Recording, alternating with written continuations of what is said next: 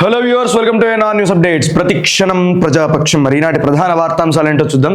ముందుగా ఆంధ్రజ్యోతి పేపర్ లోపట ఈ ముందు పేజీ ఏం పెట్టిందంటే, ఇక్కడ అసెంబ్లీ లోపట ఆధునిక భారత నిర్మాత, సాంకేతిక విప్లవ ప్రదాత, మాజీ ప్రధానమంత్రి, భారతరత్న స్వర్గీయ రాజీవ్ గాంధీ గారి విగ్రహావిష్కరణ. ఎక్కడ అంటే అసెంబ్లీ లోపట, తెలంగాణ సచివాలయం ఎదురుగా.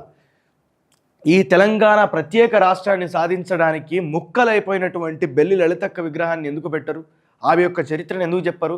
తెలంగాణ సాయుధ రైతాంగ పోరాటానికి ఊపిరిలూదినటువంటి చాకలి ఐలమ్మ విగ్రహాన్ని ఎందుకు పెట్టరు? దొడ్డి కొమరయ్య విగ్రహాన్ని ఎందుకు పెట్టరు? గోల్కొండ రాజుల మీద యుద్ధం చేసినటువంటి సర్వాయి పాపన్నగౌడ్ విగ్రహాన్ని ఎందుకు పెట్టరు? ఈ తెలంగాణ ప్రాంతంలో తెలంగాణ ప్రత్యేక రాష్ట్రం ఏర్పడటానికి పోరాటాలు చేసినటువంటి అనేక మంది విగ్రహాలను ఎందుకు ఏర్పాటు చేయరు? వాళ్ళ యొక్క చరిత్రను భావి తరాలకు ఎందుకు చెప్పరు? రాజీవ్ గాంధీ గురించి ఇప్పుడు కొత్తగా తెలుసుకోవాల్సినటువంటి అవసరం ఏమున్నది? కాంగ్రెస్ పార్టీ చరిత్ర గురించి, రాజీవ్ గాంధీ గురించి, కాంగ్రెస్లో ప్రధానమంత్రులుగా చేసినటువంటి ఎంతోమంది వ్యక్తుల గురించి మనకి ఇప్పుడు కొత్తగా తెలవాల్సినటువంటి అవసరం ఏమున్నది? ఇప్పుడు ఇది కేవలం సచివాలయం అనేది కేసీఆర్ కట్టిండు, దానికి బిఆర్ అంబేద్కర్ పేరు పెట్టిండు. సో ఇవాళ మేము ముఖ్యమంత్రి అయిన మా హయాంలో ఇక్కడ రాజీవ్ గాంధీ విగ్రహం ఏర్పాటు చేసిందని చెప్పి చరిత్రలో చెప్పుకోవడానికి, మీ గొప్పలు భవిష్యత్ తరాలు చెప్పుకోవడానికి తప్పించి ఇందులో ఇంకొక ఆంతర్యం ఏమన్నా ఉన్నదా? ఈ విగ్రహ రాజకీయాలు ఎప్పుడైతే ఈ దేశంలో అంతరించుతాయో అది కూడా దేశం యొక్క ప్రగతికి ఒక అడ్డంకి. విగ్రహ రాజకీయాలు, ఈ విగ్రహాలను పెట్టడం, ఈ విగ్రహాల సెంటిమెంట్ తోటి ప్రజల ఓట్లను దండుకునే ప్రయత్నం చేయడం అనేది చాలా ఒక హేయమైనటువంటి చర్యగా భావించవచ్చు. ఏపీలో వైపీఎస్లపై వేటు. ఒక సీనియర్ పత్రిక ఆంధ్రజ్యోతి పేపరు, ఒక ఈనాడు పేపర్ లాంటి పేపర్ల మీద ప్రజలకు ఇందులో కొన్ని ప్రధానమైనటువంటి వార్తలు దొరుకుతాయి. ఈ డెమోక్రటిక్ కంట్రీ లోపట ఒక పేపర్ బయాస్డ్గా వార్తలు రాయొచ్చా? ఒక పార్టీకి సపోర్ట్ చేసుకుంటూ ఏపీలో వైపీఎస్లేంది, ఐపీఎస్లు కదా, ఎట్లా సంబోధించాలి? ఒక పార్టీకి కొమ్ము కాసుకుంటూ ఇంకొక పార్టీ, మీరు రెండు పార్టీలను విమర్శించాలి. అసలు చంద్రబాబు అనే వ్యక్తి అసలు తప్పు చేయడా? ఆంధ్రజ్యోతి దృష్టి లోపట ఎక్కడ దివి నుంచి ఊడిపడ్డా? అక్కడి నుంచి స్వర్గం నుంచి వచ్చిండా? పోలవరం ప్రాజెక్ట్ ఎందుకు కంప్లీట్ కాలే? దాన్ని గల్లా పట్టుకునేటటువంటి అడిగే తెలివి లేదా రాధాకృష్ణ గారు మీకు? విశాల్ గుండి గురించి తప్పుగా మాట్లాడే ప్రయత్నం చేస్తూ ఉన్నారు. ఈరోజు ప్రజలకు దగ్గరగా ఉండి ప్రజల సమస్యలను ప్రజాకోర్టు లోపట, ప్రజల సమక్షం లోపట ప్రత్యక్షంగా వాటిని పరిష్కరించినటువంటి వ్యక్తి ఎవరైనా ఉన్నారు అని చెప్పారంటే అది కేవలం విశాల్ గుండి లాంటి ఒక ఐపీఎస్ అధికారి. మా ప్రాంతానికి రండి అంటే మా ప్రాంతానికి రండి అని చెప్పి అర్జీలు పెట్టుకొని ఏడ్చినాడు. ఆయన ఎక్కడి నుంచే బదిలీ అయి వెళ్ళిపోతే అక్కడి ప్రాంత ప్రజలు బాధపడి ఏడ్చేయనను ఆపినటువంటి పరిస్థితి. అంత స్పాంటేనియస్గా, అంత తొందరగా ఆయన రియాక్ట్ అయ్యాడు. అట్లాంటి వ్యక్తి గురించి ప్రత్యక్షంగా ప్రజలందరూ కూడా చూస్తే నువ్వు వైపీఎస్లు అని చెప్పి సంబోధించడం అనేది ఎట్టి పరిస్థితులు, అది ఏ కేసు అయినా కావచ్చు. ఈ కేసుని ఏదైతే మీరు ఇక్కడ ఈ సీనియర్ నటి జత్వానీ కేసు గురించి మీరు ఇంతగానం ప్రచారం చేసుకుంటా, అందులో ఎవరెవరైతే మరి నిందితులు ఉన్నారో, అందులో ఎవరెవరైతే తప్పు చేసిర్రో వాళ్ళందరి మీద ప్రతిరోజు మీరు వ్యాసాలు రాస్తున్నారు, ప్రతిరోజు కూడా ఒక ఆర్టికల్ రాస్తున్నారు, ప్రతిరోజు కూడా మీ పేపర్లో దానికి ఒక భాగం ఇస్తూ ఉన్నారు, ఒక కాలం ఇస్తూ ఉన్నారు. ఖచ్చితంగా ఆంధ్ర లోపట విజయవాడ మునిగిపోయేటటువంటి పరిస్థితికి వచ్చినప్పుడు, బోట్లన్నీ కూడా ప్రకాశం బ్యారేజ్ కింద మొత్తం కూడా అక్కడ మునిగిపోయి అక్కడ అడ్డం పడతా ఉన్నప్పుడు, విజయవాడ ప్రాంతం పూర్తిగా మునిగిపోయి బుడమేరు కాలువ ఆక్రమణకు గురైనప్పుడు, ఇప్పటికీ చంద్రబాబు దాని మీద చర్యలు తీసుకున్నప్పుడు, పవన్ కళ్యాణ్ దాని మీద రియాక్ట్ కానప్పుడు, పిఠాపురం లోపట కూడా పవన్ కళ్యాణ్ మీద వ్యతిరేకత వచ్చినప్పుడు చంద్రబాబు ఎటువంటి సహాయక చర్యలు చేపట్టకపోగా ఇది ఇంకొకసారి జరగకుండా ఎటువంటి మార్గదర్శకాలు తీసుకోవాలి, ఎట్లాంటివి పాటించాలి, ఎట్లాంటి చర్యలు తీసుకోవాలన్నటువంటి విషయం మీద ఒక్క ఆలోచన కూడా చేయనప్పుడు, ఒక నిర్ణయానికి రానప్పుడు దాని గురించి ప్రశ్నించవా? విజయవాడ ఎప్పుడన్నా మునిగిపోయిందా? అట్లా రకంగా జరిగిందా?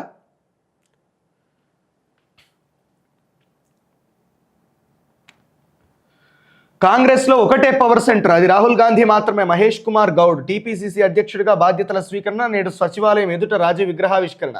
సీఎం రేవంత్ చేతుల మీదుగా కార్యక్రమం. పాల్గొననున్న మంత్రులు, ప్రజాప్రతినిధులు, నేతలు. స్థానిక సంస్థల ఎన్నికలు బీసీల లెక్కలు తేలాలి. 4 నెలల్లో బీసీ జనాభా వివరాలు తీస్తాం, ఎన్నికల్లో ఎవరి వాటా వారికి ఇస్తాం. ఈ రాష్ట్రం లోపట, ఇటు తెలంగాణ రాష్ట్రం లోపల కాంగ్రెస్ ప్రభుత్వానికి సపోర్ట్గా, రేవంత్ రెడ్డికి సపోర్ట్గా, అటు చంద్రబాబు నాయుడుకి సపోర్ట్గా చాలా గులాంగిరి, చెంచాగిరి చేస్తున్నటువంటి విషయం చాలా స్పష్టంగా కనబడతా ఉన్నది. పెట్టుబడికి పుట్టుకథకు పుట్టిన విషపుత్రికలు ఆంధ్రుల దినపత్రికలు అని చెప్పి శ్రీశ్రీ అన్నట్టుగా ఈ రోజుకి కూడా పత్రికలు అదే విధంగా ప్రవర్తిస్తూ ఉన్నాయి. 4 నెలల్లో బీసీ జనాభా లెక్కల వివరాలు తీస్తాం, ఎన్నికల్లో ఎవరి వాటా వారికి ఇస్తాం. లెక్క తేలిన తర్వాతనే మరి స్థానిక సంస్థల ఎన్నికలు జరిపిస్తామని చెప్పి కాంగ్రెస్ ప్రభుత్వం నిర్ణయం తీసుకోవడం నిజంగా చాలా ఆహ్వానించదగ్గ విషయం, చాలా మంచి విషయము. ఎందుకంటే బీసీ కులగణన నిర్వహిస్తాము, 60 రోజుల లోపల నిర్వహిస్తామని చెప్పి మీరు వాగ్దానం చేసారు, మీరు హామీ ఇచ్చిరు. 60 రోజులు కాదు, 6 నెలలు అయిపోయినాయి. 6 నెలల లోపల కూడా మీరు ఇంకా కుల గణన అంశాన్ని చేపట్టకపోవడం, ఆ కార్యాచరణను ముందుకు తీసుకెళ్ళకపోవడం, మరి అది కాస్త ఇబ్బందికరమైనటువంటి పరిస్థితి. దయచేసి బీసీలకు నమ్మకం కలిగించే విధంగా కేవలం మీరు పార్టీ అధ్యక్షుడిగా ఒక బీసీని మహేష్ కుమార్ గౌడ్ని చేయడం కాదు, బీసీల యొక్క వాటా ఏదైతే ఉందో రాజకీయంగా, ఆర్థికంగా, సామాజికంగా రిజర్వేషన్ల ప్రకారము వారికి చెందేటటువంటి వాటా వారికి చెందినప్పుడు, బీసీలకు న్యాయం జరిగినప్పుడు అప్పుడు ఖచ్చితంగా కాంగ్రెస్ పార్టీ చేసినటువంటి ఈ యొక్క మంచి పనిని ఖచ్చితంగా ప్రజలు గుర్తుపెట్టుకుంటూ ఉంటారు. ఈ రాష్ట్రంలో 52% ఉన్నటువంటి బీసీలు తప్పకుండా మీరు కులగణన చేపట్టి ఎవల వాటా వారికి ఇస్తే మాత్రం తప్పకుండా వాళ్ళు గుర్తుపెట్టుకుంటారు. కాబట్టి దాన్ని తొందరగా చేపట్టాలి. మా క్యాడర్ జోలికి వస్తే ఒళ్ళు చింతపండే, మన వాళ్ళ ఇంటికి వస్తామని వాళ్ళే అన్నారు, తీరా మన వాళ్ళే వెళ్తే తన్నారంటున్నారు. చూసుకుందాం రమ్మని ఎందుకు పిలిచినట్లు రాజీనామా చేస్తానన్న సన్నాసి ఏమయ్యాడు? మహేష్ గౌడ్ టీపీసీసీ చీఫ్ కావడం సంతోషకరం, ఇద్దరం సమన్వయంతో పనిచేస్తాం సీఎం రేవంత్ రెడ్డి గారు. ఒక సీఎం స్థానంలో ఉండి మీరు అట్లా మాట్లాడొచ్చునా? మీ క్యాడర్కి అట్లా పిలిపియచ్చునా? ఒళ్ళు చింతపండు చేస్తాము, వాడే రమ్మన్నాడు కదా. ఏం భాష ఇది? తెలంగాణ భాష అంటే భూతల భాషను ఎందుకు చేస్తూ ఉన్నారు? ఈరోజు జానపదులు మాట్లాడుకునేది కదా తెలంగాణ భాష, గద్దర్ పాటలు ఉంటుంది కదా తెలంగాణ భాష. ఇది తెలంగాణ భాష అని చెప్పి ముఖ్యమంత్రి మాట్లాడితే ఇదే కావచ్చు తెలంగాణ భాష అని చెప్పని అనుకుంటారు. ఇదా భాషకు మీరు ఇచ్చే గౌరవం? ఒళ్ళు చింతపండు చేస్తావు ఎవరిది అంటే వాళ్ళు ప్రజలు కాదా? ఆ కార్యకర్తలైన రాష్ట్ర ప్రజలే కదా. దయచేసి ఇట్లాంటి రెచ్చగొట్టే వ్యాఖ్యలు చేయడం వల్ల ప్రజల్లోపట ఎడ్యుకేషన్ని పోనివ్వకుండా ఈ రాజకీయానికి బానిసలను చేస్తూ వాళ్ళని అక్కడికక్కడే కట్టడి చేసే ప్రయత్నం తప్పించి ఇంకొక విషయం ఏమీ లేదు. దయచేసి కాంగ్రెస్ క్యాడర్ కూడా దయచేసి అర్థం చేసుకోవాలి. రేవంత్ రెడ్డి మాట్లాడిండను, మహేష్ గౌడ్ మాట్లాడిండను, లేకపోతే అరికపూడి గాంధీ మాట్లాడిండను, మేము కాంగ్రెస్ కార్యకర్తలు మాకు మండదా, మాకు రగలదా అంటే, అరే రేవంత్ రెడ్డి పోయి గల్ల పట్టుకుంటాడా కౌశిక్ రెడ్డిది? మహేష్ గౌడ్ పోయి కౌశిక్ రెడ్డి గల్ల పట్టుకుంటాడా? పోనీ అరికపూడి గాంధీ పోతాడా? ఎవరిని పంపిండు? క్యాడర్నే కదా పంపింది. అక్కడ హల్చల్ చేసింది క్యాడర్నే కదా, వాళ్ళ మీదనే కదా రేపు కేసులు అయ్యేది. మహేష్ గౌడ్ మీద కాదు కదా. ఒక కేసు 2 కేసు అయితే కావచ్చు, దాడి చేసిన కేసు, అటెంప్ట్ మర్డర్ కేసు అనుకుంటే ఇష్టం వచ్చినట్టు కేసులు ఎవరి మీద పెడతారు? కార్యకర్తల మీదనే కదా పెట్టేది, కార్యకర్తలే కదా నష్టపోయేది.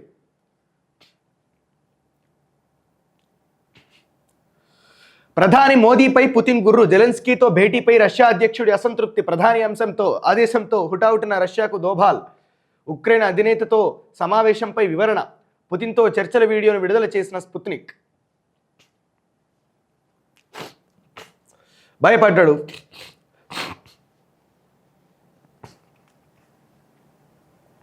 ప్రధాని ఆదేశంతో మరి దోబాలు హుటాహుటిన రష్యాకు పోయి అక్కడ వివరించే ప్రయత్నం చేశాడు.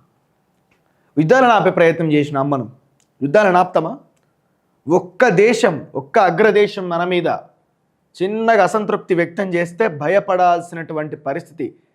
కేవలం పారాసిటమాల్ టాబ్లెట్స్ అమెరికా దేశానికి పంపించకపోతే మీకున్నటువంటి అన్ని రకాల సత్సంబంధాలను మేము ఉపసంహరించుకుంటామని ఒకే ఒక్క మాట ఆ రోజు ఉన్నటువంటి అమెరికా అధ్యక్షుడు ట్రంప్ మాట్లాడితే భయపడ్డాం. మనము పారాసెటమాల్ టాబ్లెట్స్ పంపించినాం ఇక్కడి నుంచి.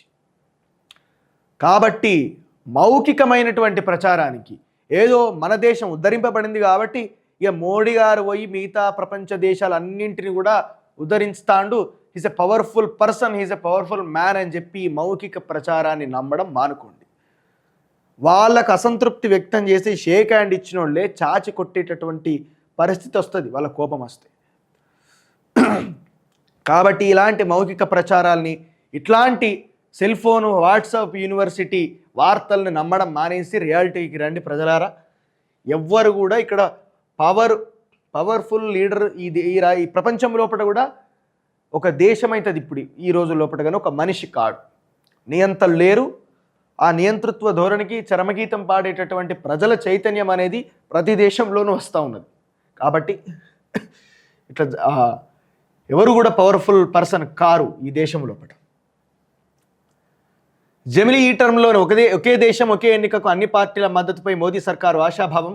ఎన్డీఏ పక్షాల మధ్య సమన్వయం భేష్. ఈ బంధం వల్ల 5 ఏళ్లు కొనసాగుతుంది. త్వరలోనే జనాభా లెక్కల సేకరణ, కుల గణనపై ఇంకా నిర్ణయించలేదు కేంద్ర ప్రభుత్వ వర్గాల వెల్లడి.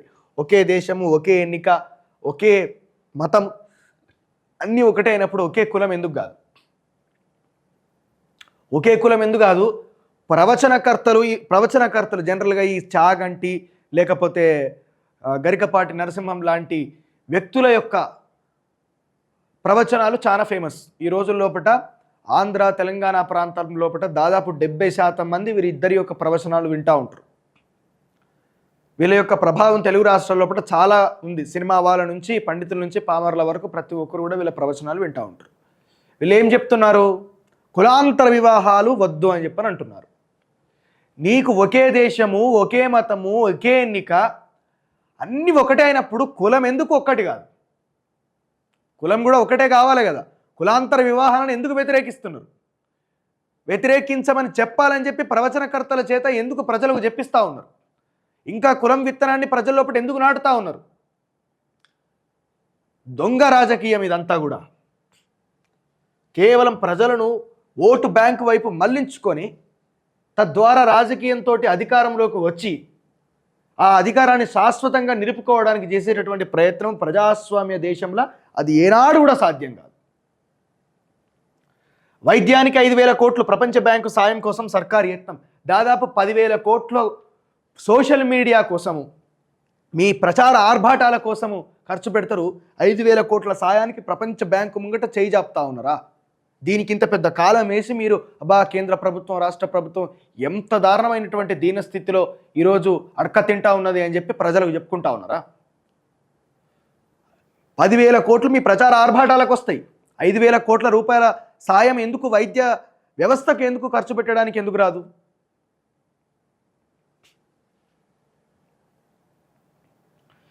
యుద్ధ ప్రాతిపదికన గండ్లకు మరమ్మత్తు, వారం రోజుల్లో పనులు పూర్తి, కేంద్రం సహకరిస్తుందనే ఆశ.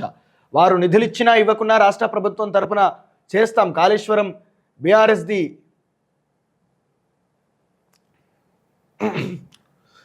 కాళేశ్వరంపై బీఆర్ఎస్ది నిస్సిగ్గు సమర్థన.